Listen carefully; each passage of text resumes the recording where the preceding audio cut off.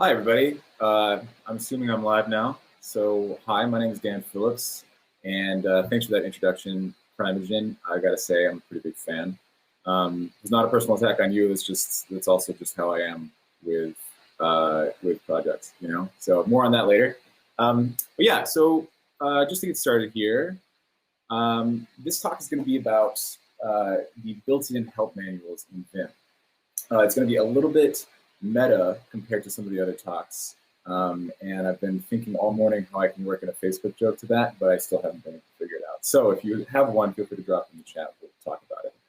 So yeah, all right. So a little help. We could all use a little help, right? So this is going to be a very brief introduction to the humongous resources that are the built-in Vim manuals. So when you type help in Vim, you'll see something like this, right?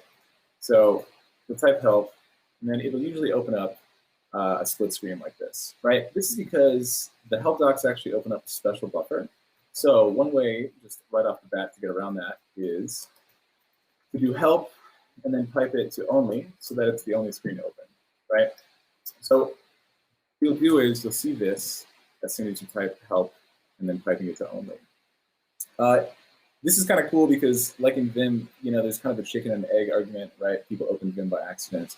They don't know how to quit it. And that becomes a huge meme. It becomes the most searched Stack Overflow post. But the cool thing about these help docs is that from the very beginning, he'll tell you how to move around. He'll tell you how to use the docs. And we'll dive into this a little bit more later. So backstory about this talk and about my relationship with Vim is the built-in manuals. There are two manuals, and there are roughly 2,600 pages of content if you were to print them out and format them on 8.5 by 11 sheets of paper.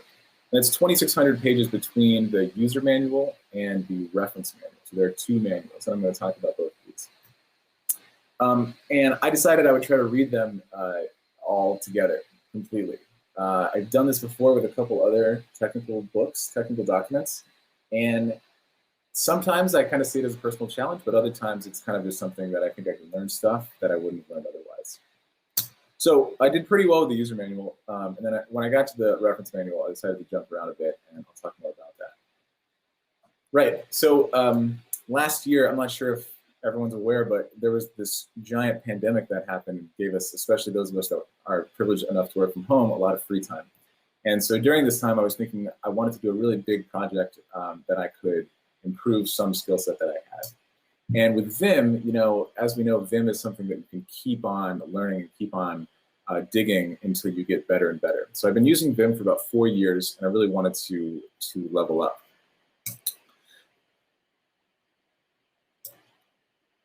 Yeah, so I also, when this meme was going around, this also seemed perfect.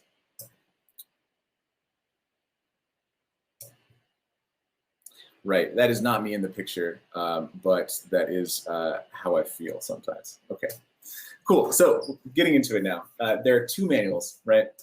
The first one, like I said, is the user manual, right? The user manual, you can read it like a book, right? And so let's just go back to accessing this quickly, okay?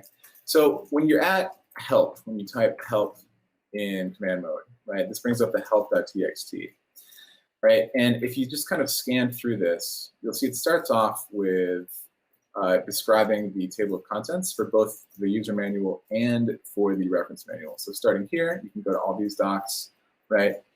These are just chapters, if you will, that kind of skip around, but pretty basic, from getting started to editing effectively to tuning Vim and then installing Vim, right?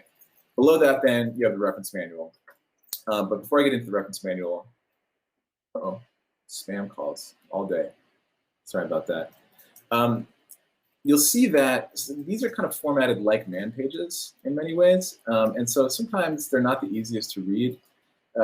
We spend a lot of time in terminal, and it's something that I think that it can be a little bit hard on the eyes if you're reading something like a book. So one of the cool things is that thanks to open source, we have things like this, which is vim.help, which is a formatted version of the user manual that this guy Cheap Glitch has made.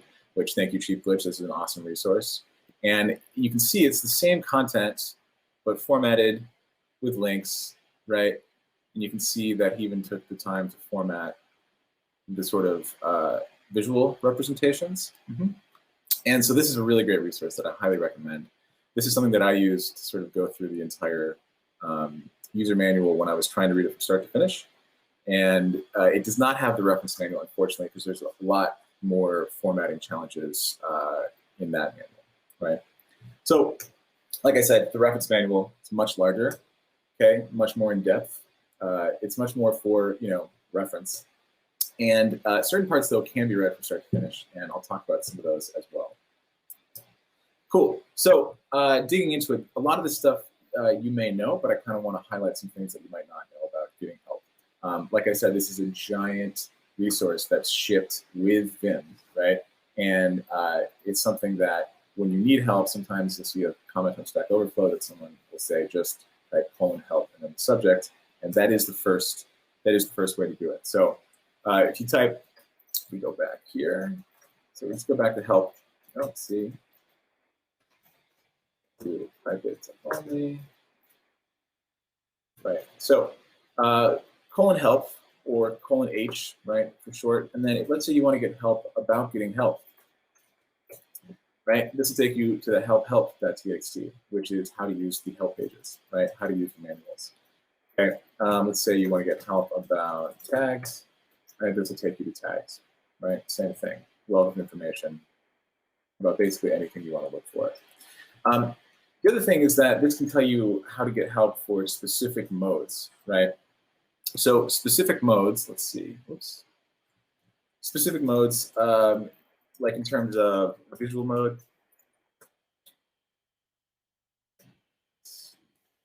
Yeah, so like in this block, you'll see commands for how to get help for normal mode, which is just where you don't prepend anything.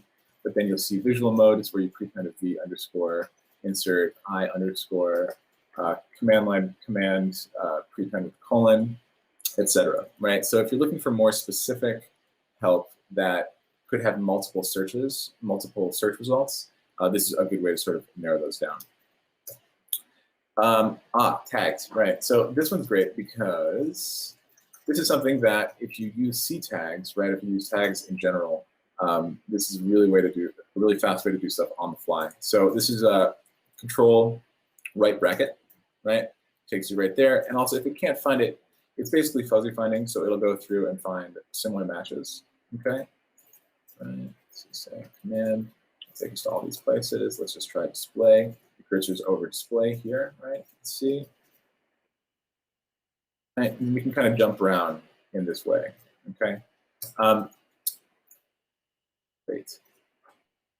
Another one is if there are multiple search results, which is often the case, Control D will spit out a list of these, right? So before I hit enter, I hit Control D.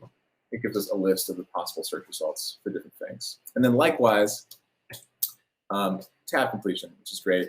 You can tab through all of the possible help subjects that are returned from that substring search, right? Cool. And then finally, it would not be Vim without help grep, right? Specific grep for looking at help, like for getting help in these different manuals. So help grep, let's see, I think TJ or someone else was talking about this for a second, but if you, let's see, yeah, if you use help grep and then do a search, right, it'll bring you to the first, oh nice, it'll bring you to the first instance of that substring. And you can do some stuff like see window, which is from from using quick fix, right? This will give you all of the occurrences of that substring, and you can go through them. And you'll see also that this is bringing up docs for Control P, which is the fuzzy finder that I use. Although I did just watch Prime's FCF video not too long ago, and it kind of makes me want to switch. It's for another time. But anyway, you can cycle through these things and see the different search results for the substring that you search for in help, just in help, right? So instead of grepping through everything or having to specify files, it scopes it all to help. Cool.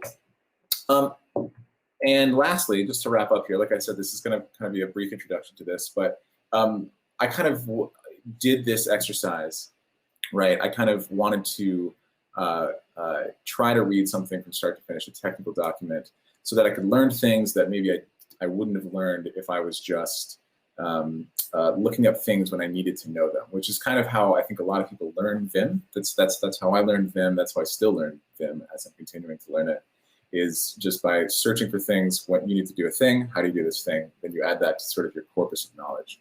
I found that, like I said, reading a full body of work, you can kind of find things that maybe are tangentially related to what you already know, and you can kind of build up sort of your knowledge base in a way that you wouldn't normally build it. So some things I learned from just reading the manual, right?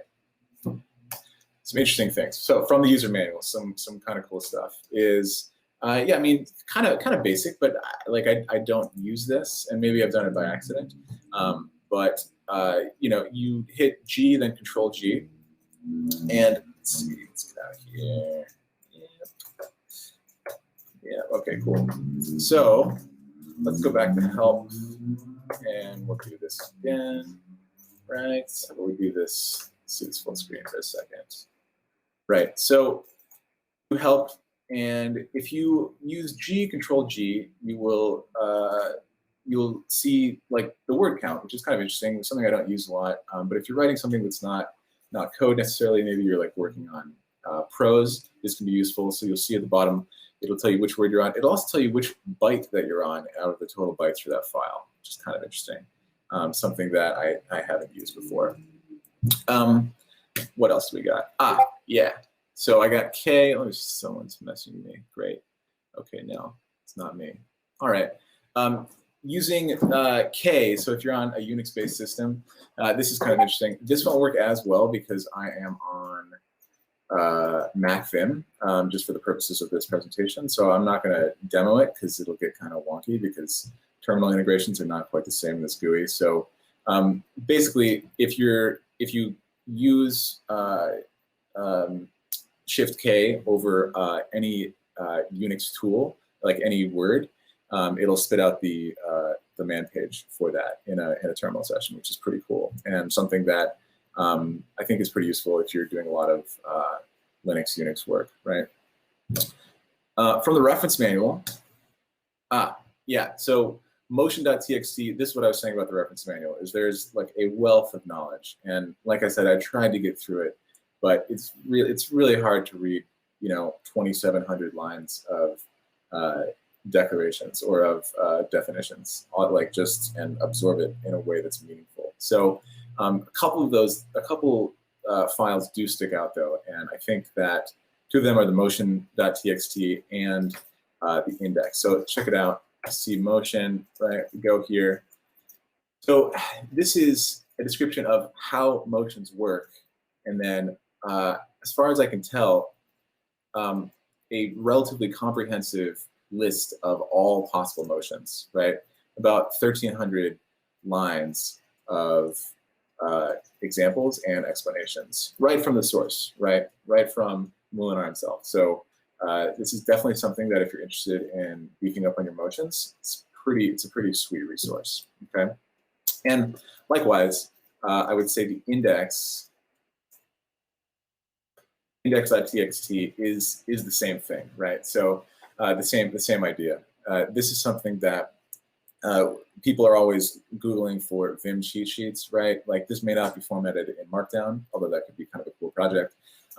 This is every single command for each mode, every single one with a tag so you can jump around, right? And sorted by ASCII value. It's pretty sweet, right? And this is a resource that's, you know, 1,700 lines, almost 1,800 lines. So pretty cool. If you ever want to, if you're unsure of a command, you can literally just look for these things, and this is comprehensive. And like I said, shit. Okay, a couple more interesting ones here. The to HTML, and actually that's wrong, I just realized, because this is case sensitive, but kind of a cool thing is, and I realized this when I was trying to demo something on Twitter, but in Vim, and I think it's different in NeoVim. I'm not a NeoVim user, sorry, but I do think it's different, and maybe someone else can comment on this. But to HTML, right? You hit this, and if you can see that progress bar, which is fun, cool. Then it spits out completely valid HTML, styled exactly as it is in your terminal, right?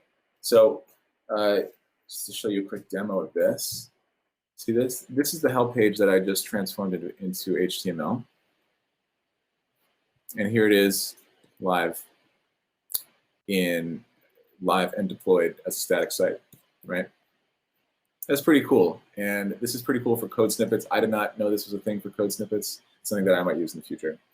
And let's see. Yeah, last one is quotes, quotes.txt. Okay, so let's see, we go back here.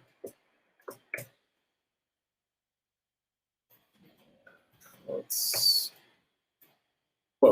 So this is cool because this is just a long list of quotes of nice things that people have said about Vim, right? And this is shipped with your